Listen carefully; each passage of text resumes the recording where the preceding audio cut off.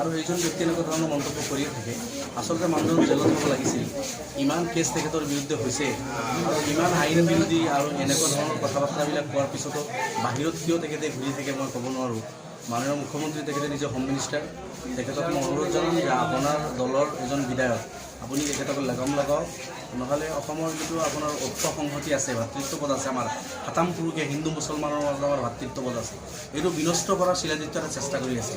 গতিকে তাতে আমাৰ মানুহ জালত নপৰে। শিলাদিত্যৰ নিচিনা এজন বিদেশী বাংলাদেশী অন কেমেৰাত